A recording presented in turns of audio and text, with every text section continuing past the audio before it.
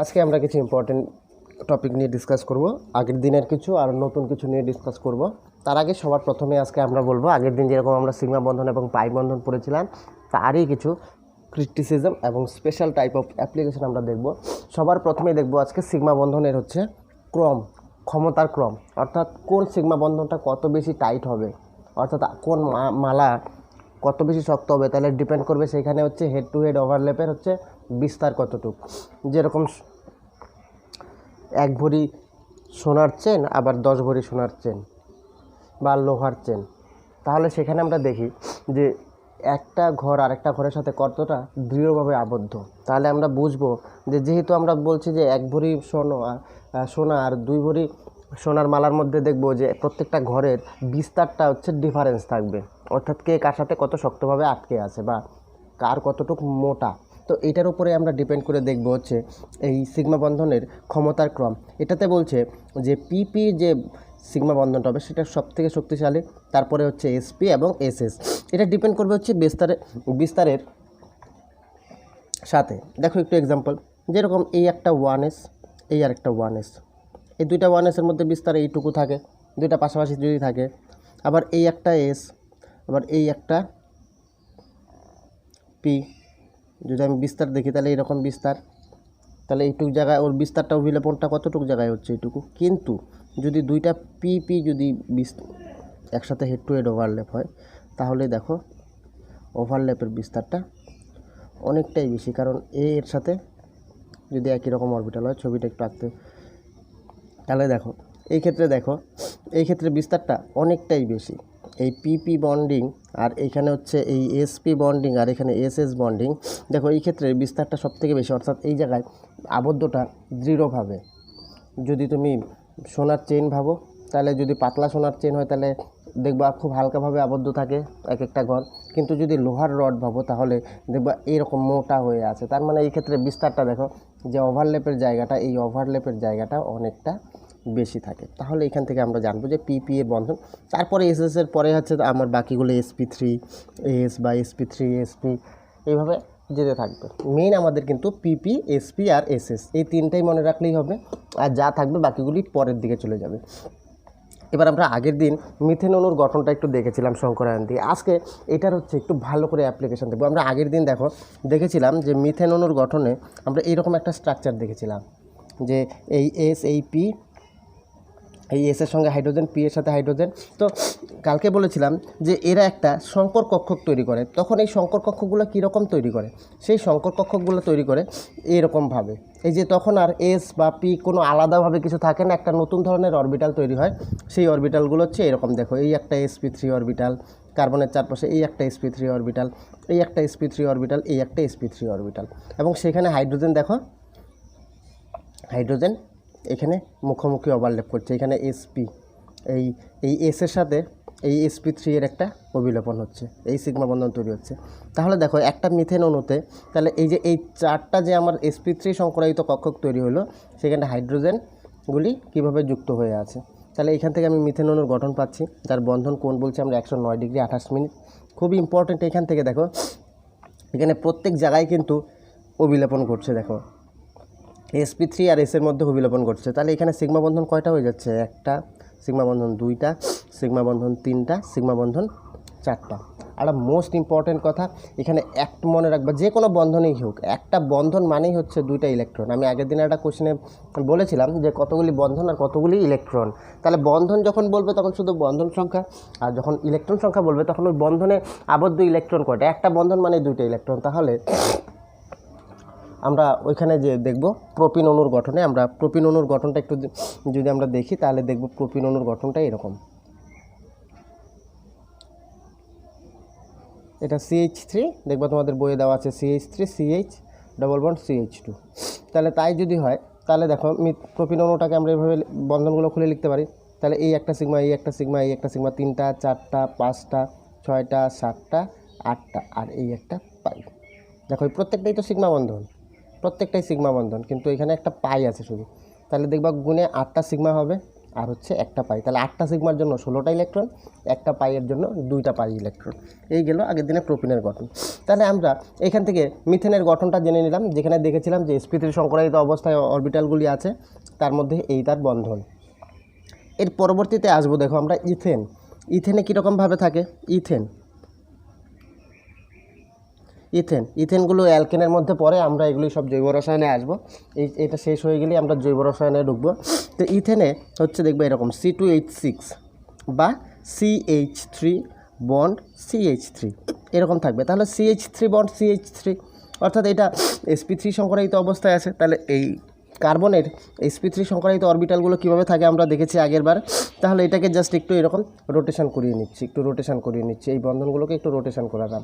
তাহলে এরকম রোটেশন করানো হয়ে গেল। তাহলে কার্বনের 3 দিকে 3টা হাইড্রোজেন, আবার এই একটা sp3 এর একটা sp3-র সাথে হচ্ছে কম্প্যাক্ট হচ্ছে, এভাবে কম্প্যাক্ট হচ্ছে। আমার এদিকে 3টা করে হাত তো রইলই, এদিকে 3টা করে হাত, আর এর সাথে কম্প্যাক্ট করছে। মানে আমার আঙুলগুলো যদি 3টা বন্ধন দেখি, তাহলে এই sp3 এখানে একটা কম্প্যাক্ট হচ্ছে, এদিকে আমার একটা মিথাইলন এসে এদিকে আর একটা মিথিল। তাহলে এখানে দেখো CH3 বন্ড CH3, দেখো CH3 বন্ড CH3। তাহলে এটাকে আমি ছোট্ট করে লিখতে পারি CH3 বন্ড CH3। তাহলে দেখো এখানে সিগমা বন্ধন কয়টা হচ্ছে, এই একটা সিগমা, 2টা সিগমা, 3টা সিগমা, এই 4টা সিগমা, এই 5টা সিগমা, এই 6টা সিগমা, এই 7টা সিগমা। দেখো ইথেন অণুতে কিন্তু 7টা সিগমা বন্ধন আছে। তাহলে এটাও কিন্তু sp3 সংকরায়িত অবস্থায় আছে। তাহলে ইথেন আমি আরও বলবো, পরবর্তীতে আমি আরও ডিটেলসে বলবো, শুধু এখন একটু বেসিক লজিকটা মনে রাখো যে sp3 সংকরায়নটা কীভাবে হচ্ছে। আগের দিন বলেছিলাম sp3 সংকরায়নটা, আজকে আবার একটু নতুন করে আমরা sp2 সংকরায়নটা দেখি, তাহলে sp3 এর জিনিসটা একটু রিভিশন হবে। তাহলে আগের দিনের sp3-তে কী বলেছিলাম যে উত্তেজিত অবস্থায় এরা ইলেকট্রনগুলি হচ্ছে কীভাবে, দেখো একটার সাথে আরেকটা ওভারল্যাপ হচ্ছে। যেরকম কার্বনকে যখন আমি এক্সাইটেড স্টেটে নিচ্ছিলাম তখন 4টা অযুগ্ম ইলেকট্রন হয়ে যাচ্ছিলো। এবার কার্বন যখন মিথেনে চলে আসলো, তার মানে কি 4টা হাইড্রোজেন 4টা ইলেকট্রন দিবে। সেখানে অংশগ্রহণ করছিল কারা, একটা এস আর হচ্ছে 3টা পি। এখান থেকে দেখো সংকর কক্ষগুলো তৈরি হচ্ছিলো। যেই সংকর কক্ষগুলোকে আমি তখন এই যে এইভাবে এক্ষুনি যেটা দেখলাম এইভাবে প্রকাশ করলাম। তাহলে এই প্রত্যেকটা হচ্ছে sp3 সংকরায়িত কক্ষ, এই 1টা 2টা 3টা 4টা এই সংকরায়িত কক্ষগুলি। তাহলে এবার আমরা চলে আসি হচ্ছে sp2 সংকরায়ন প্রক্রিয়া। sp2 সংকরায়ন প্রক্রিয়া তার মানে বুঝতেই পারছো, এখানে এস একটা, পি হচ্ছে 2টা। তাহলে ভূমি অবস্থায় বা স্থিত অবস্থায় কার্বন পরমাণু ইলেকট্রন বিন্যাস 2:2p2, এটা আমরা আগেই জানি। এইবার এক্সাইটেড স্টেট মানে ফার্স্ট এক্সাইটেড স্টেট বলো বা যাই বলো এক্সাইটেড স্টেট, তাহলে এই একটা ইলেকট্রন জোড় ভাঙবে, ভেঙে একটা ইলেকট্রন নেক্সট হায়ার অরবিটালে চলে গেল, অল্প বেশি শক্তি সম্পন্ন। তাহলে এখান থেকে অযুগ্ম ইলেকট্রন হয়ে গেল দেখো 4টা, কিন্তু আমি বলেছি sp2 সংকরায়ন, তার মানে sp2 এখান থেকে ভালো করে বুঝবে। তাহলে একটা এস অংশগ্রহণ করবে আর 2টা পি অংশগ্রহণ করবে। তাহলে দেখো এই sp2-তে কী হচ্ছে, তাহলে একটা এস আসবে, 2টা পি আসবে, তাহলে sp2 সংকরায়ন। এই যে sp2 দেখো একটা কিন্তু অসংকরায়িত পি কক্ষক থাকছে। দেখো এটা খুব ইম্পর্টেন্ট জায়গা, এখানে একটা অসংকরায়িত পি কক্ষক থাকছে। এই যে sp2-তে এরকম হচ্ছে। তাহলে একটা sp2 সংকরায়িত একটা যে কোনো আমরা একটা যৌগ নিতেই পারি। দেখি আমরা পিছনে একটা, যেরকম আমরা নিচ্ছি এখন এক্সাম্পল হচ্ছে ethylene CH2 double bond CH2। দেখো এই ইথিলিন অণু কীভাবে sp2 সংকরায়িত হচ্ছে এটা আমরা দেখব। তাহলে CH2 মানে একটা কার্বনের ভাগে দেখো 2টা করে হাইড্রোজেন। আমরা দেখেছি অনেক পিকচারে ইথিলিনের এরকম গঠন। এবার এটা কি করে আসে সেটাই এখন আমরা দেখব। তাহলে এই কার্বন যখন আমরা তাহলে এই একটা ভাগের করি আগে, একটা ভাগের, তাহলে কার্বন ইন CH2, শুধু এই CH2টাতে করি, এই CH2। তাহলে CH2 মানে কি, কার্বনের সাথে হাইড্রোজেন কয়টা যুক্ত থাকবে, 2টা। তাহলে এখানে কার্বন ইন হচ্ছে CH2-তে কী হচ্ছে আমরা দেখে নিই। তাহলে এখানে আমরা দেখলাম যে এখানে প্রত্যেকটা একটা করে হাইড্রোজেন একটি ইলেকট্রন দিচ্ছে। তাহলে একটা কার্বনে 2টা হাইড্রোজেন 2টা ইলেকট্রন দিল, তাহলে এটা ফাঁকা রয়ে গেল। ঠিক আরেকটা CH2-তেও তাই হবে, এটা আরেকটা CH2। এই যে এখানে যেরকম 2টা CH2 আছে, এই একটা CH2 এই একটা CH2, কার্বন এন, এই CH2তে কী হচ্ছে, এখানেও একটা করে হাইড্রোজেন, একটা করে অযুগ্ম ইলেকট্রন দিয়ে দিবে। তাহলে এইখানে একটা sp2 সংকরায়িত হলো, এখানে একটা sp2 সংকরায়িত হলো, তাহলে এখানেও আমার sp2 হয়ে গেল, CH2 এটাতেও CH2 হয়ে গেল, এখানেও আমি CH2 পেলাম। এইবার এই একটা sp2, এইখানের একটা sp2, এই একটা sp2 একটা ফাঁকা আছে, এবার এরা দুইজন কম্বাইন্ড হয়ে যাবে। এই যে এই বন্ধনটাই হচ্ছে, এই যে এই sp2 আর এই sp2, এই বন্ধনটাই হচ্ছে কার্বন কার্বন বন্ধন। এটাই আমরা এখানে দেখব। এখানে দেখলে অনেকটাই ক্লিয়ার হবে এটা, যে এই যে কার্বন, এই যে কার্বনের একটা sp2 একটা হাইড্রোজেনের সাথে আছে, আমরা এখানে দেখলাম আরেকটা sp2 আরেকটা হাইড্রোজেনের সাথে আছে, আরেকটা sp2 এই কার্বনের আরেকটা sp2-র সাথে এই যে এখানে মুখোমুখি ওভারল্যাপ হয়ে গেল। তাহলে এই কার্বন sp2 এই sp2, তাহলে তিনটাই আমার এই সংকরায়িত কক্ষক আমরা যে দেখলাম যে এইখানে sp2 তাহলে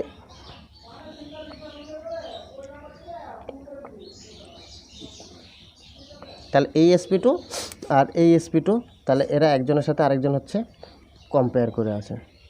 তাহলে এই প্রত্যেকটা sp2 এই প্রত্যেকটা sp2-র সাথে, তাহলে এটাই হচ্ছে আমার কার্বন কার্বন সিগমা বন্ধন। আর এই যে এই দুইটা, এই যে এটা আর এটা হচ্ছে এই কার্বনের হাইড্রোজেন, আর এই দুইটা হচ্ছে এই কার্বনের দুইটা হাইড্রোজেন। তাহলে এই কার্বন কার্বন হাইড্রোজেন আমার হয়ে গেল। এবার তাহলে আমরা এখানে কার্বন কার্বন এই সিগমা বন্ধন আমরা দেখলাম।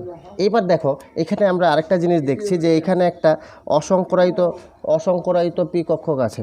এই অসংকরায়িত পি কক্ষকটা কি হচ্ছে, এই অসংকরায়িত পি কক্ষক, এটা তো এই কার্বনেরও একটা আছে, আবার এই কার্বনেরও একটা অসংকরায়িত একটা আছে। তাহলে এই দুইটা, এখানেও একটা অসংকরায়িত 2pz একটা আছে। তাহলে এরা কি করবে, এরা তো 2pz অর্থাৎ আমি যদি অক্ষ বরাবর দেখি, তাহলে এখানে যদি এরা যদি করে নেয়, তাহলে এই 2pz এইখানে একটা আছে আর এখানে একটা 2pz আছে। এরা কি করবে, এরা তখন সাইড টু সাইড ওভারল্যাপ করবে, এরকম সাইড টু সাইড ওভারল্যাপ।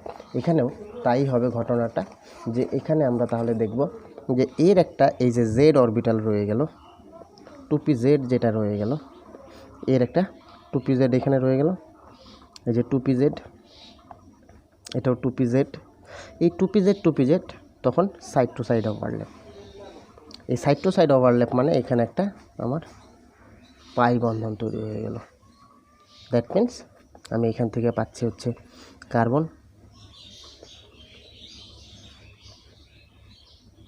এই জায়গাটা একটু রিপিটেডলি দেখবে, এই জায়গাটা আমি কি বলতে চাইছি, যে এখানে sp2 তাহলে এই পি এর তো তিনটা কক্ষক, একটা জেড রয়ে গেল না, একটা পি রয়ে গেল, সেই পি সেটা pzটা রয়ে গেল, তখন এই pzটা তো আর বন্ধনে অংশগ্রহণ করছে না, তখন এরা পাশাপাশি অভিলেপনের মাধ্যমে দেখো একটা পাই বন্ধন তৈরি করে নিল। এই যেটা পাই বন্ধন, এই দুইটাতে একটা পাই বন্ধন, এই যে একটা পাই বন্ধন তৈরি করে দিল। এখানে একটা sigma sigma sigma sigma sigma, তাহলে দেখো একটা পাই বন্ধন তৈরি হয়ে গেল, আর এখানে বাকিগুলি সিগমা বন্ধন। এই জায়গাটি একটু ভালো করে দেখবে। ঠিক একই রকমভাবে আমরা sp সংকরায়নও দেখি। তাহলে sp সংকরায়নও দেখো, কার্বন যখন আমার এক্সাইটেড স্টেটে আছে তখন চারটা অযুগ্ম ইলেকট্রন। এবার sp মানে কি, শুধু 2s আর 2pটাই হচ্ছে এটার একটা, আর এটার একটা হচ্ছে পার্টিসিপেট করবে, করবে। তাহলে এই s এই একটা p, এটা আমরা কি করে করব, তাহলে এইখানে আমরা দেখব যে এইখানে আবার দুইটা অসংকরায়িত আছে, এরা কিন্তু কোনো রকম পার্টিসিপেট করছে না। তো এইখানে এই sp, তাহলে কার্বনের এই sp দেখো পাশাপাশি, তাহলে একটা কার্বন আর একটা কার্বনের sp-র সাথে ঠিক আগের ইথিলিনের মতো এইখানেও এই CH ট্রিপল বন্ড CH, এই অ্যাসিটিলিন যেরকম আমরা পড়েছিলাম C2H2, এটাতেও দেখো কার্বন sp সংকরায়িত হতে কী অবস্থায় আছে, যে কার্বনের sp অরবিটালটা সংকরায়িত অরবিটালটা এইভাবে আছে, একটা sp-তে একটা হাইড্রোজেন আছে, আরেকটা sp-তে আরেকটা কার্বন আছে, এবং ওই কার্বনটা একটা sp-তে এখানে একটা হাইড্রোজেনের সাথে ওভারল্যাপ হয়ে আছে। তাহলে এইখান থেকে দেখো আমরা দেখতেই পাচ্ছি কার্বনের সাথে একটা হাইড্রোজেন, এই কার্বনের সাথে একটা হাইড্রোজেন। এবার এখান থেকে দেখো sp শুধু পার্টিসিপেট করলো, কারা কারা বাকি আছে দেখো py এবং pz, তাহলে এর এরকম pyটা দেখো বাকি রয়ে গেল, এরও তাহলে এই pyটা বাকি রয়ে গেল, পার্টিসিপেট করলো না। আবার এর pzটাও দেখো বাকি রয়ে গেল,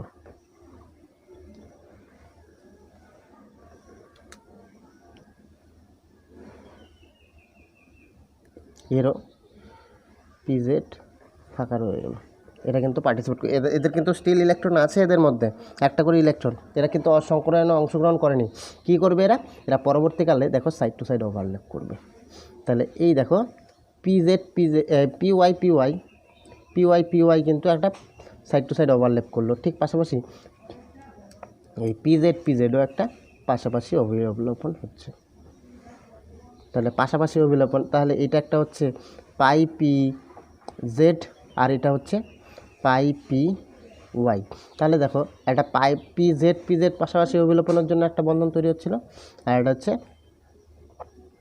তাহলে এটা হচ্ছে পাই পি জেডের জন্য, এটা পাই পি ওয়াই এর জন্য। এর জন্যই আমরা ইথিলিনে করি হচ্ছে CH ট্রিপল বন্ড CH, অর্থাৎ SP SS একটা সিগমা তৈরি করছিল এখানে, যে SP শুধু পার্টিসিপেট করছে, আর এখানে হচ্ছে আমার পাই PY আর PY আর PZ দুটো আলাদা আলাদা সাইড সাইড ওভারল্যাপ করে দুটো পাই বন্ধন তৈরি করলো, এর জন্য একটা নাম দিলাম পাই PZ, একটা হচ্ছে পাই PY। অর্থাৎ এখান থেকে আমি দেখো পাচ্ছি আলটিমেটলি একটা সিগমা আর হচ্ছে এই দুইটা হচ্ছে পাই।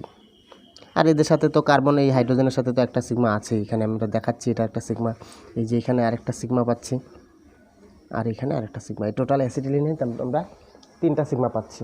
এবার one of the most important part এখান থেকে যেটা পরীক্ষায় চাইবে সেটা হচ্ছে, দেখো প্রথমেই আমরা দেখলাম হচ্ছে sp3।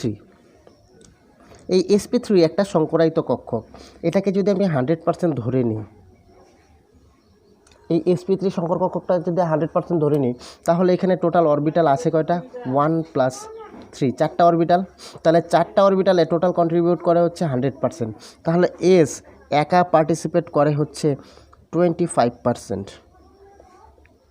But in case of sp2, এটাও যদি আমি 100% যদি এরা দেখি, এদের হচ্ছে কন্ট্রিবিউশন sp2তে এই সংকর কক্ষকগুলির, তাহলে S হচ্ছে একটা, P হচ্ছে 2টা, তার মানে টোটাল হচ্ছে 3টায় পার্টিসিপেট করছে হচ্ছে কত, 100%। তাহলে S একা পার্টিসিপেট করছে কত, 33%, আর এখানে P পার্টিসিপেট করছে কত, 75%, এখানে করবে তাহলে কত,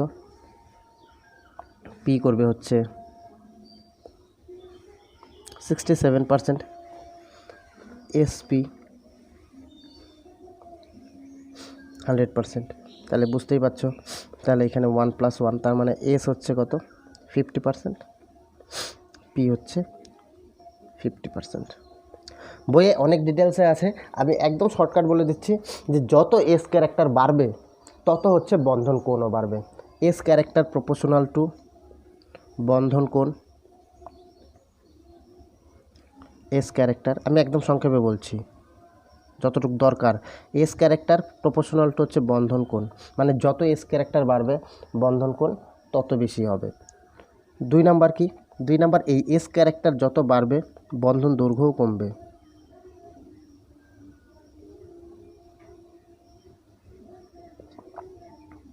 সরি S ক্যারেক্টার বাড়লে বন্ধন দৈর্ঘ্য কমবে।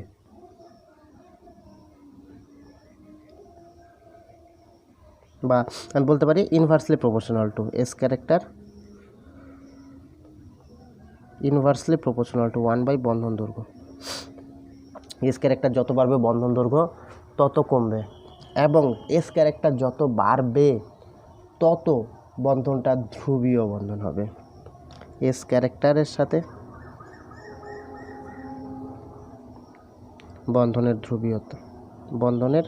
ধ্রুবীয়তা মানে পোলার বন্ধন। এটার অ্যাপ্লিকেশন আমরা পরে দেখব, এটা খুব ইম্পর্ট্যান্ট লাইন একটা বললাম, খুবই ইম্পর্ট্যান্ট লাইন, যে S ক্যারেক্টার বাড়লে বন্ধনের ধ্রুবীয়তা বাড়ে, এবং পাশাপাশি ধ্রুবীয়তা সরাসরি সম্পর্কিত হচ্ছে তড়িৎ ঋণাত্মকতার সাথে। যত বেশি তড়িৎ ঋণাত্মক হবে মৌল বন্ধনটা তত বেশি ধ্রুবীয় হবে। আমরা এটা পরবর্তীতে দেখব, এই ক্লাসের লাস্টের দিকেই আমরা দেখব। তাহলে এইটুকু বোঝা গেল sp3, sp2, sp এই সংকরায়ন 3টা খুব ইম্পর্ট্যান্ট। এবং বললাম বন্ধন কোণ, এর জন্যই sp3তে আমরা দেখব বন্ধন কোণ হয়, আমরা পরবর্তীতে আরও দেখব, এখন আরেকবার দেখে নিচ্ছি 109 ডিগ্রি 28 মিনিট। যখন এই sp2 হয় তখন বন্ধন কোণ হয় 120 ডিগ্রি, আর যখন sp হয় তখন 180 ডিগ্রি। এর জন্যই অনেক সময় একটা প্রশ্ন আসে, বলে যে অ্যাসিটিলিন অণুটি সরল রৈখিক, কিন্তু ইথিলিন সরল রৈখিক না, কিংবা ইথেন সরল রৈখিক না। এদের বন্ধন কোণগুলি হচ্ছে এটা চতুস্থলকীয় হয়, আগের দিন বলছিলাম চতুস্থলকীয়, আরও ডিটেলসে পরে বলবো। এটা ত্রিকোণীয় সমতলীয়, ত্রিকোণীয় সমতলীয়,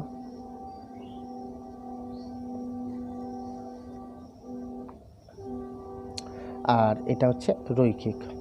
এটা একদম ডিটেলসে আসে পরে।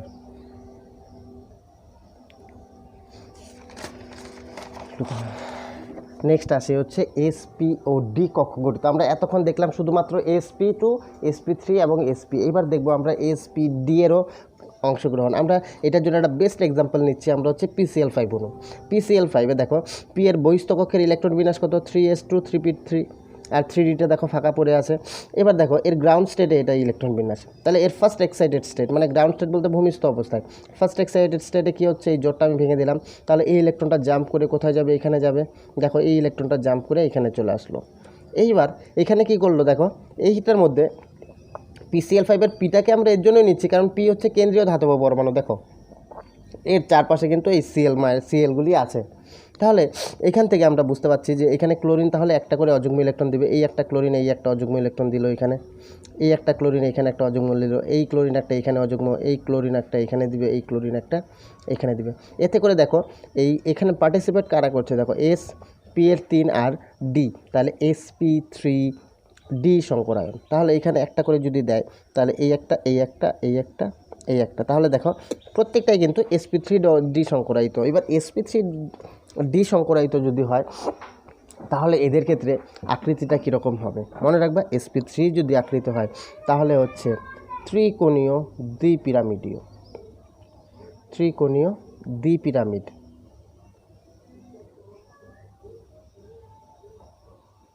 ত্রিকোণীয় দ্বিপিরামিডীয়, তাহলে ত্রিকোণীয় দ্বিপিরামিড মানে তাহলে ত্রিকোণ, একটা ত্রিভুজ আমরা ত্রিকোণ আঁকতে পারি, তার কেন্দ্রীয় পরমাণু এটা ফসফরাস।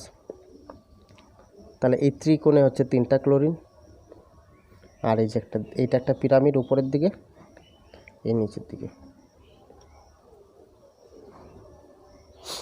এর বন্ধন কোণগুলি তাহলে তোমরা এখান থেকে লক্ষ্যই করতে পারছো, এখানে বন্ধন কোণ, তাহলে এদের মধ্যে বন্ধন কোণ 120 ডিগ্রি। এখানে দুই ধরনের বন্ধন কোণ পাওয়া যাবে, একটা 120 ডিগ্রি, আরেকটা দেখো এই তলের সঙ্গে এরা লম্বভাবে আছে। এই তলের সঙ্গে যখন লম্বভাবে থাকবে তখন হবে হচ্ছে 90 ডিগ্রি। এখানে দুই ধরনের বন্ধন তোমরা পাবা। তাহলে এই তলের সঙ্গে হচ্ছে দ্বিপিরামিডীয় মানে কি, একটা পিরামিড, আমরা পিরামিড যদি বলি তাহলে এই ত্রিকোণীয় দ্বিপিরামিডীয় মানে ধরো এটা একটা হচ্ছে আমার ত্রিকোণীয় আকার, এটা হচ্ছে পিরামিড মানে হচ্ছে উপরের দিকে এই আঙ্গুলটা যেটা আমার এটা হচ্ছে তাহলে একটা পিরামিড, আবার নিচের দিকে ওই রকম একটা পিরামিড থাকবে।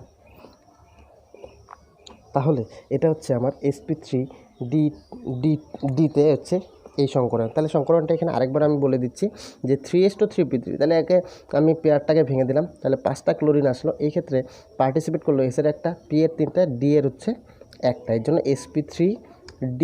ঠিক একই রকমভাবে তাহলে এখানে কিন্তু এর বাইরে কিন্তু 5টা বন্ধন আমি পাচ্ছি, ঠিক আগেরগুলোর মতোই।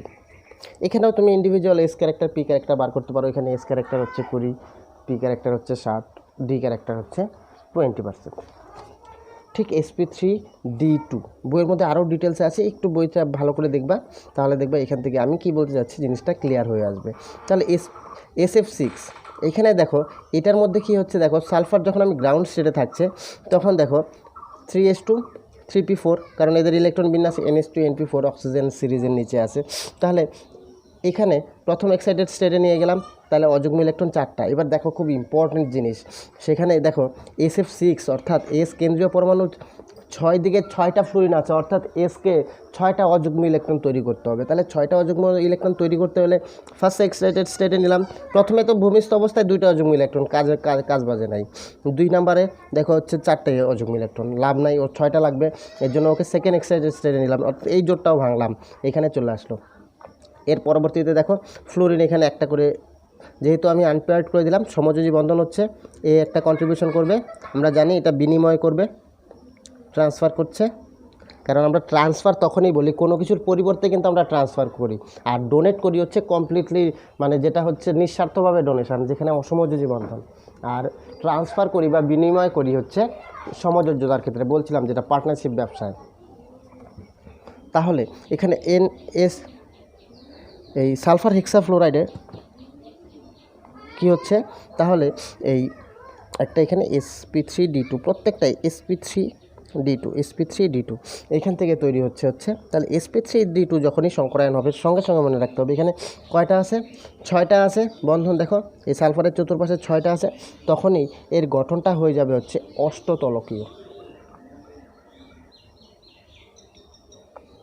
অষ্টতলকীয় অর্থাৎ 8 তল বিশিষ্ট 8টা তল থাকবে। এবার 8টা তল কী করে বার করব খুব মজাদার জিনিস একটা স্কোয়ার আঁকবো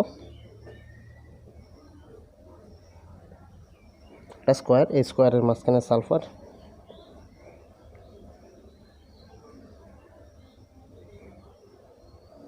এবার এটা কীরকমভাবে করতে পারি আমি খাতার মাঝখানে একটা সালফার রাখলাম এই জায়গায় একটা সালফার এইখানে একটা সালফার এই কোণে একটা ফ্লোরিন এই কোণে একটা ফ্লোরিন এই কোণে একটা ফ্লোরিন আর এই কোণে একটা ফ্লোরিন তাহলে এই চতুর্দিকে হচ্ছে একটা এদিকে একটা সালফার এদিকে একটা সালফার এদিকে একটা সালফার এদিকে একটা সালফার তাহলে 4টা সালফার চলে গেল 4 দিক চলে গেল এবার একটা উপরের দিকে আর একটা খাতার নিচের দিকে চলে যাবে তাহলে এটা উপরের দিকে যেটা আমরা দেখতে পাচ্ছি আর এটা এই শেডের অংশটা বাদ দিয়ে এখানে কারণ এটা হচ্ছে তলের নিচের দিকে এইখানে দেখবা এই টোটাল 8টা তল তৈরি হচ্ছে এই 8টা তল তৈরি হচ্ছে এটাই আমাদের সালফার হেক্সাফ্লোরাইডের সংকেত সালফার হেক্সাফ্লোরাইড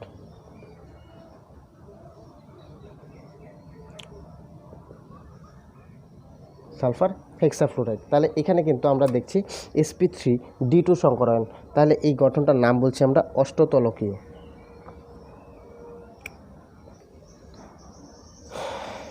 তাহলে সংকরায়নটা এখান থেকে বুঝতে গেলে এবার এখানে বন্ধন কোণটাও তুমি লক্ষ্যই করতে পারছো বন্ধন কোণ হবে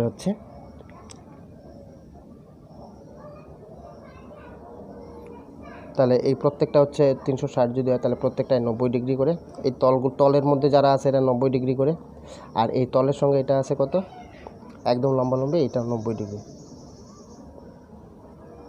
ও এখানে আবার 180 ডিগ্রি আছে 180 ডিগ্রি বন্ধন কোণ আছে এটা তো 90 ডিগ্রি আবার এটার সাথে এই বন্ধন কোণটা 180 ডিগ্রি যাই হোক বন্ধন কোণটা এখানে খুব বেশি ইম্পর্টেন্ট না ইম্পর্টেন্ট এই দুইটা এই sp3 এবং sp3d2 এই দুইটার মধ্যে খুব ইম্পর্টেন্ট জায়গা এদের বন্ধন দৈর্ঘ্যগুলো নিয়ে এখানে দেখো দুই ধরনের বন্ধন তৈরি হবে পরীক্ষায় খুব আসে এই যে দেখো এই বন্ধনগুলি এই যে এই কর্ণ বরাবর যে বন্ধনগুলি এই বন্ধনগুলিকে বলে ইকুইটোরিয়াল বন্ধন দিয়ে প্রকাশ করা হয় ইকুইটোরিয়াল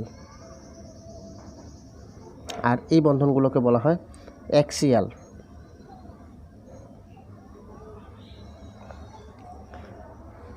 একটা নিরক্ষীয় একটা অক্ষীয় এই দুইটা বন্ধনে একটা খুব মজাদার জিনিস যখন এই চতুস্তলকের মধ্যে এই অষ্টতলকের মধ্যে যখন এইরকম বন্ধন থাকবে তখন মনে রাখবা এই বন্ধন দৈর্ঘ্য ইকুইটোরিয়াল বন্ধনগুলি বন্ড লেন্থ মানে এই equatorial bond length greater than axial bond length এটা কিন্তু খুব একটা মজাদার বলতে মজার থেকে বেশি ইম্পর্টেন্ট আমি বলছি যে এখানে যদি আমি এই 4 কোণায় 4টা যদি আমি এভাবে রাখি তাহলে এটা দুটা কলমের দৈর্ঘ্য দেখো তাহলে নীল কলমটার দৈর্ঘ্য বেশি এখান থেকে বুঝতে পারছো নীল কলমটার দৈর্ঘ্য বেশি অর্থাৎ এই ক্ষেত্রে আমি বলতে পারি যে এই চারদিকে এরকম 4টা নীল কলম থাকবে আর এই উপরে এরকম 2টা থাকবে তাহলে এখান থেকে বুঝতে পারছো কোন বন্ধন দৈর্ঘ্যটা বড় তাহলে এই বন্ধন দৈর্ঘ্যটা কিন্তু এই কলমটা দেখো লম্বা আছে একটু এই কলমটা দেখো লম্বা অর্থাৎ মনে রাখবা যখন অষ্টতলকীয় গঠন করব তখন এই লম্বাটা থাকবে এইখানে আর এই খাটো কলমটা থাকবে এইভাবে বা এই দিকে উপরের দিকে একটা নিচের দিকে একটা কিন্তু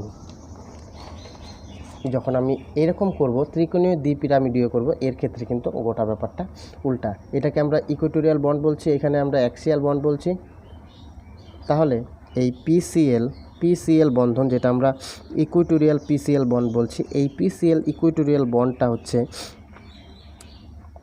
লেস দেন এই এ পি সিএল অর্থাৎ এই ক্ষেত্রে কিন্তু এই বন্ধনটা কিন্তু ছোট এই বন্ধনটা কিন্তু বড় হবে এই ক্ষেত্রে অ্যাক্সিয়াল বন্ধনটা এটা ইকুইটোরিয়াল বন্ধন। এই ক্ষেত্রে তাহলে আমরা বুঝতেই পাচ্ছি যে এটার ক্ষেত্রে আমরা কী করে করব, এটার বন্ধনটা আমরা কী করে বুঝবো। তাহলে আমরা একটা ত্রিভুজ বানাই। এই যে আমরা একটা ত্রিভুজ বানালাম এখানে, এই খাতার ভাঁজটা বুঝতেই পারছো একটা ত্রিভুজ, একটু অসুবিধা হচ্ছে দেখাতে। তাহলে এই একটা ত্রিভুজ, এই এই এই তাহলে এটা ত্রিকোণীয় হয়ে গেল। এই একটা শীর্ষবিন্দু, এই একটা শীর্ষবিন্দু, এই একটা শীর্ষবিন্দু, তাহলে ত্রিকোণীয় হয়ে গেল। তাহলে এই ক্ষেত্রে মনে রাখবা কলমটা থাকবে হচ্ছে এর ভরকেন্দ্র থেকে এটা এদিকে এক একটা বন্ধন। এর ভরকেন্দ্রটাকে ফোকাস করো, এর ভরকেন্দ্র তোমরা জানো ত্রিভুজের ভরকেন্দ্র কোনটা হয়। তাহলে এই ত্রিভুজের ভরকেন্দ্রে তাহলে এটা থাকবে হচ্ছে এখানে, আর এটা থাকবে হচ্ছে এখানে। তাহলে ওইটা হচ্ছে ইকুইটোরিয়াল বন্ধন, এটা হচ্ছে অ্যাক্সিয়াল বন্ধন। খুব ভালো করে জায়গাটা দেখবে। এই নীল কলমটা কিন্তু বড়, অর্থাৎ ইকুইটোরিয়াল এই অ্যাক্সিয়াল বন্ধনগুলো কিন্তু sp3d সংকরায়নের ক্ষেত্রে এই বন্ধন দৈর্ঘ্যটা কিন্তু আলাদা হয়। এর জন্যই বলে যে PCl5 এর একটা কোশ্চেন আসে, সমস্ত PCl বন্ড সমতুল্য কিনা ব্যাখ্যা করো। সমতুল্য ব্যাখ্যা করো। অবশ্যই সমতুল্য নয়, কারণ এখানে আমরা দেখছি ডেভিয়েশন আছে। তাহলে এই সমতুল্য না, সমতুল্য কি ব্যাখ্যা করো, অর্থাৎ সমতুল্য নয় এটা ব্যাখ্যা করতে বলে। কারণ এর কিন্তু বন্ধন দৈর্ঘ্য কিন্তু এই যে বন্ড লেন্থ কিন্তু দুটা ডিফারেন্স, ঠিক এইখানে তার ঠিক উল্টা। তাহলে বোঝা গেল sp2 sp3 sp3d sp3d2 এরা আরও ডিটেলসে পরে আমরা আসবো, যেখানে খুব ইম্পর্ট্যান্ট সেই কথাগুলি এখানে বলছি। এখানেও কিন্তু বলতে পারে যে SF6 এর বন্ধন সবগুলো কি সমতুল্য, মানে সবগুলো কি একই রকম, যে না এখানে কিন্তু সবগুলো একই রকম না, এখানে কিন্তু বন্ড লেন্থগুলো কিন্তু ডিফার করে। এই ডিফারটা আমরা পরবর্তীতে দেখব কেন ডিফার করে, সেটা আমরা দেখব কি হচ্ছে ভিএসপিআর তত্ত্ব। যেই ভিএসপিআর তত্ত্বটা আগে করানো উচিত ছিল, আমি একটু পরে করাচ্ছি। পরে এর জন্যই করাচ্ছি কারণ পরীক্ষায় এটা বেশি ইম্পর্টেন্ট, আর এই কনসেপ্ট তৈরি করার জন্য এইগুলোই খুব দরকার আগে। এবার আমরা চলে আসি হচ্ছে sp3d3-তে, অর্থাৎ এখানে sp3d3 এখানে কি হচ্ছে, এখানে দেখো মজাদার জিনিস, কীরকম দেখো, এখানে সেই একই রকম। এবার IF7 এটাকে আমরা বলছি আগের দিনে ইন্টারহ্যালোজেন যৌগ, এটা কিন্তু খুব ইম্পর্ট্যান্ট। ইন্টারহ্যালোজেন পরীক্ষায় অনেক সময় দেয়, ইন্টারহ্যালোজেন যৌগ। তো যাই হোক, আয়োডিনের বাইরে অযুগ্ম ইলেকট্রন একটা, কারণ 3s2 3p5 এটা ns2 np5 হ্যালোজেন সারির মৌল, লাস্টের কক্ষে 7টা ইলেকট্রন। কিন্তু এখানে তাহলে অযুগ্ম ইলেকট্রন একটা, কিন্তু এর আসে তো 7টা, তাহলে সমযোজ্যতা তো 7, তাহলে 7টা অযুগ্ম তৈরি করতে হবে। একটা ভাঙলাম, ফার্স্ট এক্সাইটেড স্টেটে 3টা হলো, সেকেন্ড এক্সাইটেড স্টেটে 5টা হলো, থার্ড এক্সাইটেড স্টেটে দেখো 7টা অযুগ্ম ইলেকট্রন হয়ে গেল। বাস মজা হয়ে গেল। এবার ফ্লোরিনগুলি ইলেকট্রন দিতে থাকবে, প্রত্যেকটা ফ্লোরিন একটা করে ইলেকট্রন দিবে, সমযোজ্যতা তৈরি করবে, পার্টনারশিপ ব্যবসা। বাস এখানে এই হচ্ছে তার বাইরে কক্ষের ইলেকট্রন বিন্যাস, প্রত্যেকটাই হচ্ছে আমার sp3d3 বারবার লিখছি না, প্রত্যেকটাই হচ্ছে আমার sp3d3। তাহলে sp3d3 যখনই হয়ে যাচ্ছে 7টা, তখনই এর গঠনটা হয়ে যাবে পঞ্চকোণীয় দ্বিপিরামিডীয়। তাহলে সংকরায়ন হচ্ছে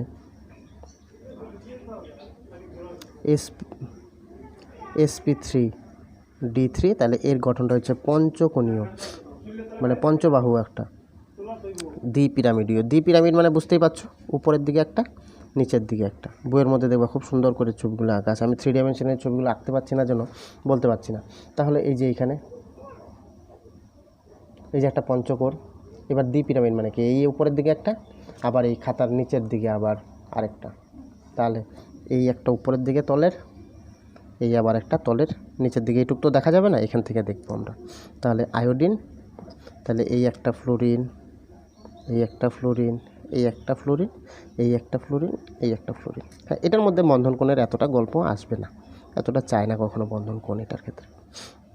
আর বন্ধন কোণ বার করতেই পারবা। এই 5টাতে মিলে কত হচ্ছে 360, তাহলে একটা 72 ডিগ্রি, আর এটা তলের সাথে 90 ডিগ্রিতে আছে। তাহলে এই হচ্ছে আমার পঞ্চকোণীয় দ্বিপিরামিডীয় IF7 এর গঠন। পঞ্চকোণীয় দ্বিপিরামিডীয় এর সংকরায়ন অবস্থা হচ্ছে কেন্দ্রীয় পরমাণুর sp3d3। অবশ্যই মনে রাখবে এটা কিন্তু আয়োডিন কিন্তু কেন্দ্রীয় পরমাণু, তাহলে এই কেন্দ্রীয় পরমাণু সংকরায়ন অবস্থাটাই কিন্তু চাই। এবার আমরা দেখব এই কেন্দ্রীয় পরমাণুর এই সংকরায়ন অবস্থাটা কী করে বার করব। হুট করে IF7 দিয়ে দিল, এই IF7 দিয়ে দিল, এটাতে তাহলে আমরা কি করে আমরা হুট করে এর সংকরায়ন অবস্থা বা SF6 দিয়ে দিল বা বিভিন্ন রকমের যৌগ, বিভিন্ন সংকেতের যৌগ দিয়ে দিল, আমরা সেখানে বার করব যে এর সংকরায়ন অবস্থাটা কী। এবার সংকরায়ন অবস্থা যদি আমরা জানতে পারি তাহলে আমি তার রেসপেক্টিভ গঠন জানতে পারবো, তাহলে তার বন্ধন কোণ জানতে পারবো এবং বন্ধনটা কী প্রকৃতির সেটা আমরা জানতে পারবো। এবার দেখো এটারই একটা শর্ট ফর্ম, সেটা হচ্ছে কেন্দ্রীয় পরমাণুর সংকরায়ন অবস্থা নির্ণয়। তাহলে কেন্দ্রীয় পরমাণুর সংকরায়ন অবস্থা নির্ণয়ের জন্য শর্টকাট একটা ফর্মুলা হচ্ছে এই S ফর হচ্ছে হাইব্রিডাইজড স্টেট, মানে এর হাইব্রিডাইজড, H মানে হচ্ছে হাইব্রিডাইজড স্টেট, হাইব্রিডাইজড কতটুকু হাইব্রিডাইজ আসছে, হাইব্রিডাইজড স্টেট মানে এর সংকরায়ন অবস্থাটা কি, এটা হচ্ছে 1/2 of V plus X minus C minus A। মনে রাখবা HVXCA, HVXCA, কিন্তু এইচের বার করার সময় হচ্ছে 1/2 V প্লাস X। এবার কোনটা কি আমি বলছি, এই ভিটা হচ্ছে যে কেন্দ্রীয় পরমাণুটা নিবা তার হচ্ছে যোজ্যতা ইলেকট্রনের সংখ্যা, কেন্দ্রীয় পরমাণুর যোজ্যতা ইলেকট্রন। যেরকম তুমি যদি আয়োডিন নাও, আয়োডিনের ইলেকট্রন বিন্যাস দেখো 3s2 3p5, তাহলে এর বাইরের ইলেকট্রন কয়টা আছে টোটাল, 7টা, তাহলে এর যোজ্যতা ইলেকট্রন কয়টা হয়ে যাবে, 7। এবার এক্স বলছে হচ্ছে একযোজী পরমাণুর সংখ্যা। এবার একযোজী দ্বিযোজী এটা নিয়ে আমরা একটু পরে ডিটেলসে আসবো। এবার একযোজী মানে কি, যারা একটা পরমাণুর সাথে আরেকটা পরমাণুর একটাই বন্ধন তৈরি করে, একটা যেরকম বন্ধন, যেরকম হাইড্রোজেন একটা বন্ধন, কিন্তু অক্সিজেনের সাথে যেই বন্ধন করবে ও কিন্তু দুইটা বন্ধন তৈরি করবে। যেরকম নাইট্রোজেনের সাথে কেউ যদি বন্ধন করে ও কিন্তু 3টা বন্ধন করবে, নাইট্রোজেন। তাহলে এগুলো কিন্তু ত্রিযোজী, একযোজী, দ্বিযোজী, ত্রিযোজী। তাহলে একযোজী পরমাণুর সংখ্যা যেরকম আমরা বলছি IF7, F কি আমরা জানি একযোজী, তাহলে হচ্ছে একযোজী পরমাণুর সংখ্যা। এবার হচ্ছে ক্যাটায়নের আধান, C মানে হচ্ছে C ফর ক্যাটায়নের আধান, A ফর হচ্ছে অ্যানায়নের আধান। এগুলি কখন করব, এই যে যখন আমরা ফর্মাল চার্জ বের করতে যাচ্ছিলাম এই জটিল যৌগের, তখন কিন্তু এই আধানগুলি আমরা দেখব, আমরা পরবর্তীতে দেখছি, প্রত্যেকটারই আলাদা আলাদা এক্সাম্পল দেখছি। শুধু এখান থেকে মনে রাখো হাইব্রিডাইজড স্টেট বার করার জন্য ভ্যালেন্স ইলেকট্রন, এই একযোজী পরমাণুর সংখ্যা, ক্যাটায়নের চার্জ বিয়োগ করতে হবে আর অ্যানায়নের চার্জ যোগ করতে হবে, যার ক্ষেত্রে যেখানে প্রযোজ্য। এখানে আমি একটা সুন্দর চার্ট আমি তৈরি করেছি, বইয়ের মধ্যে আবার ভালো করে দেওয়াও আছে আরও। তাহলে দেখো যখন দুইটা মাত্র হাইব্রিডাইজেশন হবে, হাইব্রিডাইজড স্টেট 2 মানে দুইটা সিগমা বন্ধন তৈরি করবে, তখন হচ্ছে SP। যখন 3টা করবে SP2, কারণ এই যে বলছিলাম আগেই 1+1, এখানে দেখো 1+2, এটা 1+1, দেখো S একটা P একটা, 1+2 দেখো 3টা হয়ে যাচ্ছে। আর এখানে SP3 1+3 দেখো 4 হয়ে যাচ্ছে সংকরায়ন অবস্থা। 4 যখন থাকবে, এটার মান যখন 4 আসবে, এই H-এর মান যখন 4 আসবে তখন বুঝতে হবে সংকরায়ন অবস্থা হচ্ছে SP3। যদি 2 আসে তাহলে বুঝবো SP, 1 আসবে না, 1 নিয়ে কোনো চিন্তা নাই। 2 যখন আসবে এর মান তখন আমরা বুঝবো SP সংকরায়ন। যখন H-এর মান 3 আসবে তখন SP2, 4 SP3, 5-এ হচ্ছে SP3D। দেখো 1+3+1, যখন 5, এজ একটা ক্যারেক্টার, P এর ক্যারেক্টার 3টা, D এর ক্যারেক্টার হচ্ছে 5টা। আমি এই 1+2 এগুলো কেন বলছি এগুলি আমি পরে বলবো তোমাদের। আর 6-এ হচ্ছে কি SP3D2, বুঝতেই পারছো এখানে হচ্ছে 1+3+2, আর এটা লাস্ট যখন 7 আসবে তখন বুঝে যাবে এটা সংকরায়ন হচ্ছে SP3D3। কেন, কারণ দেখো এটা টোটালটা সংখ্যা যোগ করে 7ই হয়। তাহলে সংকরায়ন অবস্থাগুলি বোঝা গেল SP। এই 1+2+ এগুলির সাইডে দিতে হবে না, জাস্ট তোমরা বোঝো যে H-এর মান যদি 2 হয় তাহলে SP, 3 হলে SP2, 4 হলে SP3, 5 হলে SP3D, 6 হলে SP3D2, 7 হলে SP3D3। এবার দেখো এদের গঠনগুলো আমি অলরেডি আলোচনা করে দিয়েছি, তারপর লিখছি যদি SP সংকরিত হয় তাহলে ওই গঠনটা হবে রৈখিক। এনিহাউ SP2 হচ্ছে ত্রিকোণীয় সমতলীয়,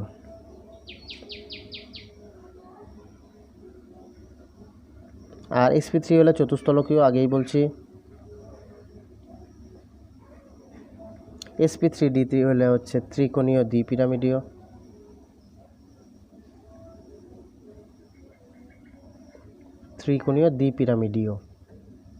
আচ্ছা, SP3D2 হলে হচ্ছে অষ্টতলকীয়, আর SP3D3 হলে হচ্ছে বললাম পঞ্চকোণীয় দ্বিপিরামিডীয়। 5টা কোণ, উপর একটা নিচের দিকে একটা।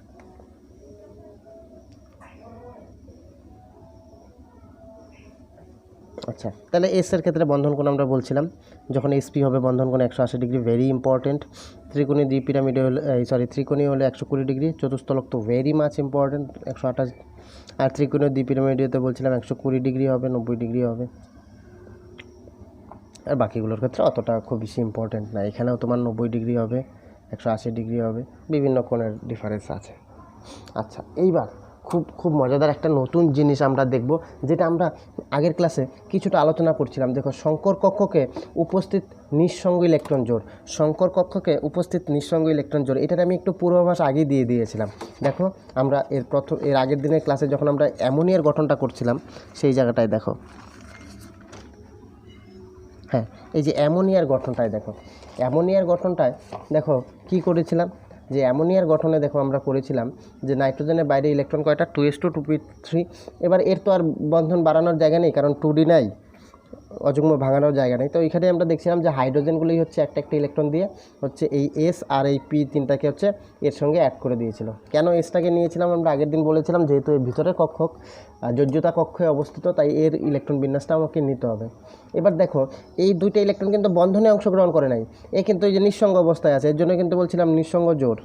এরাও কিন্তু বন্ধন গঠনে কিন্তু একটা মারাত্মক ভূমিকা নেয়, যেটা আমরা ভিএসপিআর তত্ত্বতে গিয়ে দেখব। এরা কিন্তু আবার শঙ্করায়নে অংশগ্রহণ করছে, আবার এরা দেখো বন্ধনটাকে অনেকভাবে কিন্তু ডিফার করবে। এটা নিয়েই হচ্ছে এই আমাদের শঙ্করায়ন আর ভিএসপিআরের তত্ত্বের মধ্যে সবসময় একটা টক্কর লাগিয়ে যায়। সেই টক্করটা লাগাবো হচ্ছে পরে। এই যে এই বন্ধন জোড়, নিঃসঙ্গ ইলেকট্রন জোড় একটা বিকর্ষণের জন্য অনেক রকম গঠন তৈরি করে। দেখো, sp3 হলে আমরা শঙ্করায়নের জন্য আমরা কি দেখতাম, চতুস্তলকীয় গঠন, কিন্তু এখানে দেখো আলটিমেটলি এর পিরামিডীয় গঠন তৈরি করছে। তাহলে এই শঙ্করায়ন এর পাশাপাশি আমাকে দেখতে হবে কেন্দ্রীয় পরমাণুতে কোনো নিঃসঙ্গ ইলেকট্রন জোড় আছে কিনা। এ কিন্তু গঠনটাকে কিন্তু বিকৃত করে দিবে। যেরকম প্রতিটা ক্লাসের মধ্যে এক দুইটা ছেলে থাকে যারা কিনা ক্লাসটাকে কিন্তু বিকৃত করে দেওয়ার চেষ্টা করে, তো ওদেরকে আগে খুঁজে বার করতে হবে। ওদের যদি আমি খুঁজে না বার করি যে ক্লাসে কে ভালো পড়ে কে খারাপ পড়ে, বা একটা টিমের মধ্যে কোন খেলোয়াড়টা ভালো খেলে কোন খেলোয়াড়টা খারাপ খেলে, সেটাকেও কিন্তু আমরা দেখি। ওদের থেকে কিন্তু আমরা সবসময় সাবধান থাকতে হয়। তো এই পরমাণুর গঠনেও এই নিঃসঙ্গ ইলেকট্রন জোড়টা হচ্ছে আমাদের এক রকমের শত্রু। এই শত্রুটাকে আমাদের আগে চিহ্নিত করতে হবে। শত্রুকে যদি আমি চিহ্নিত না করতে পারি, তাহলে কিন্তু আমি যুদ্ধে অবতীর্ণ হওয়ার আগেই কিন্তু আমাকে মেরে দেবে। তাহলে এই নিঃসঙ্গ ইলেকট্রন জোড়টাকে আমাকে বের করতে হবে, যে শঙ্করায়নও আছে কিন্তু বন্ধন গঠনে ও একটা ভেজাল করে দিচ্ছে। তাহলে আমাকে ওকে ফোকাস করতে হবে।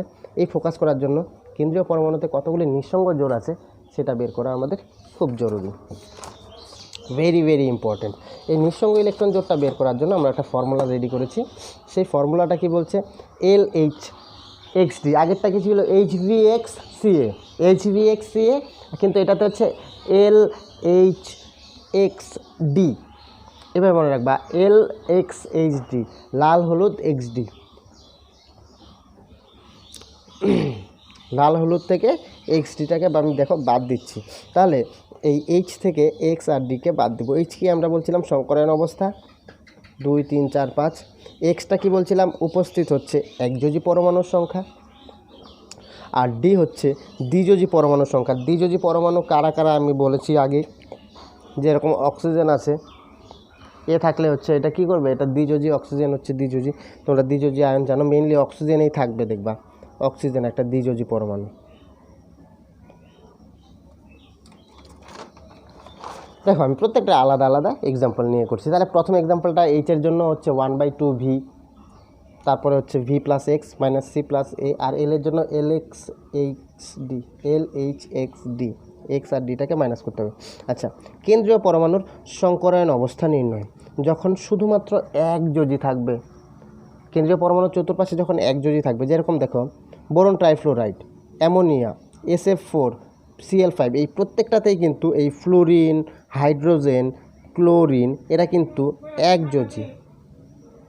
তার মানে কি, এরা যার সাথেই বন্ধন করবে একটা হাত দিয়েই বন্ধন তৈরি করবে, একটা হাত।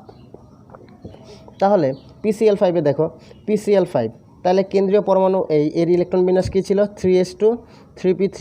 তাহলে এর বাইরের ইলেকট্রন হচ্ছে এসে 2টা পিতে 3টা, তাহলে 5টা হচ্ছে যোজ্যতা কক্ষী ইলেকট্রন। ঠিক আছে, এবার হচ্ছে +X মানে হচ্ছে একযোজী পরমাণুকে কয়টা আছে, 5টা, একযোজী পরমাণুর সংখ্যা। এইবার দেখো এই যৌগটার উপরে কোনো চার্জ আছে, এই যৌগটার উপরে কোনো প্লাস কিংবা কোনো মাইনাস চার্জ নাই, 0, তাহলে 0, এর ক্যাটায়নও নাই অ্যানায়নও নাই। তাহলে দেখো 5 5 10 1/2 × 10, তার মানে হচ্ছে 5। দেখো যখনই 5 হয়ে যাচ্ছে তখনই এইচের মান যখনই 5 হয়ে যাচ্ছে, দেখো আমাদের সংকরায়ন অবস্থাটা কত দাঁড়াচ্ছে কি sp3d। এর জন্যই দেখো এর সংকরায়ন অবস্থা হচ্ছে sp3d। তাহলে এবার এর sp3d বোঝা গেল। দেখো শর্টকাট বেরিয়ে যাচ্ছে। এবার পিতে নিঃসঙ্গ জোড়, তাহলে x - d। তাহলে এখানে h কত বের করলাম আমরা 5। x কি, x বলছিলাম হচ্ছে দ্বিযোজী, সরি একযোজী। একযোজী কয়টা আছে? 5টাই আছে একযোজী। আর দ্বিযোজী কোথাও আছে? PCl5-এ কোনো দ্বিযোজী নাই, দেখো 0। তাহলে কত হয়ে যাচ্ছে দেখো, নিঃসঙ্গ ইলেকট্রন একটাও নাই। তাহলে এর আকৃতি sp3d এর যে নর্মাল আকৃতি, ওই নর্মাল আকৃতিটাই থাকবে। অর্থাৎ এর নর্মাল আকৃতি হবে হচ্ছে ত্রিকোণীয় দ্বিপিরামিডীয়।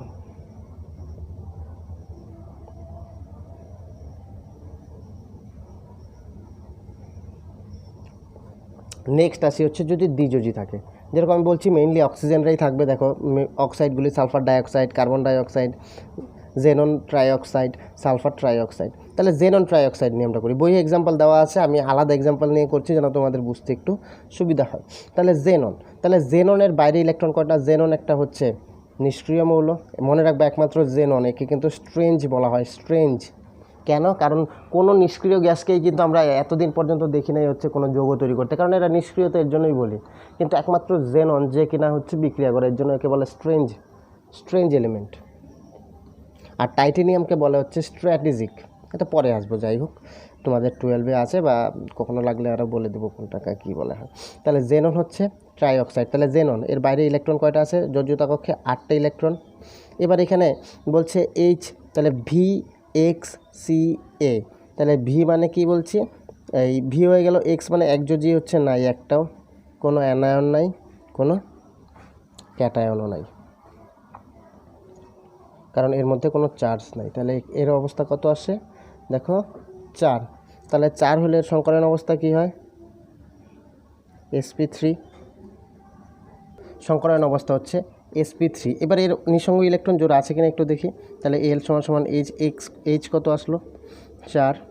দ্বিযোজী আয়ন কয়টা আছে? 3টা।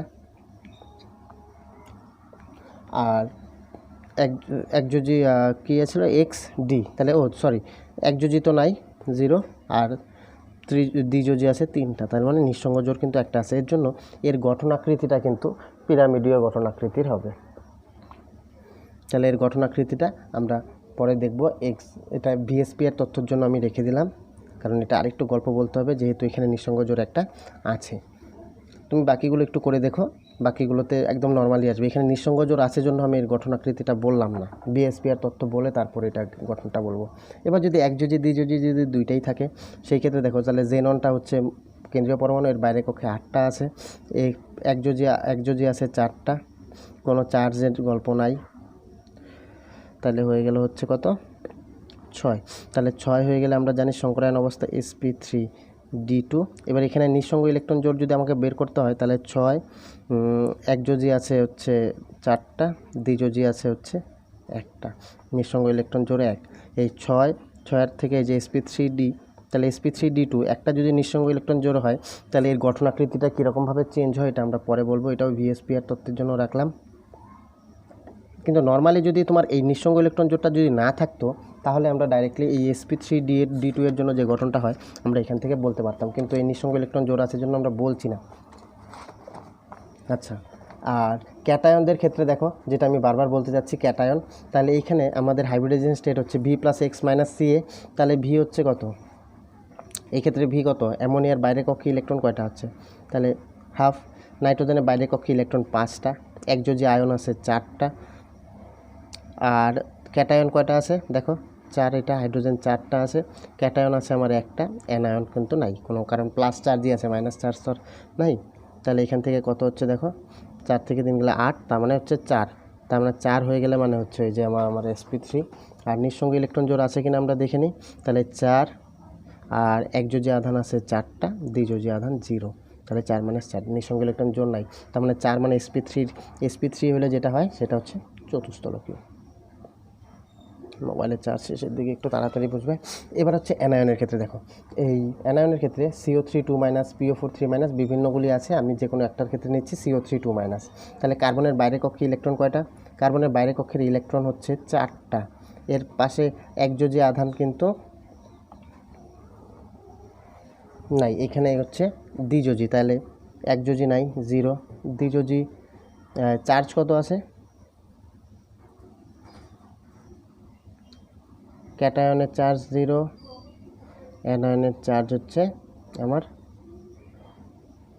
2, তার মানে হয়ে যাচ্ছে এর সংকরায়ন হচ্ছে, তাহলে 4 আর 2 কত হচ্ছে 6, তার মানে হচ্ছে 3 হলে আমার সংকরায়ন হচ্ছে sp2। তাহলে নিঃসঙ্গ ইলেকট্রন জোড় আছে কিনা আমি দেখি, H(x - D) মানে 3, দ্বিযোজি কয়টা আছে? 3টা, ডি হচ্ছে সরি এই একযোজি তো 0, দ্বিযোজি হচ্ছে 3, তার মানে নিঃসঙ্গ ইলেকট্রন জোড় নাই। তাহলে এর আকৃতি হচ্ছে sp2 এর জন্য হচ্ছে কি ত্রিকোণীয়। তাহলে বুঝতেই পারছো। আর জটিল আয়নদের ক্ষেত্রে আমরা বিভিন্ন জটিল আয়ন যেগুলো নিচ্ছিলাম, যে ক্লোরিন, ClF2, ICl2, এগুলির খুব এক্সাম্পল আছে, খুব পরীক্ষা এগুলিই আসবে। শুধু হাইব্রিডাইজেশন স্টেটটা দেখো একটু ভালো করে।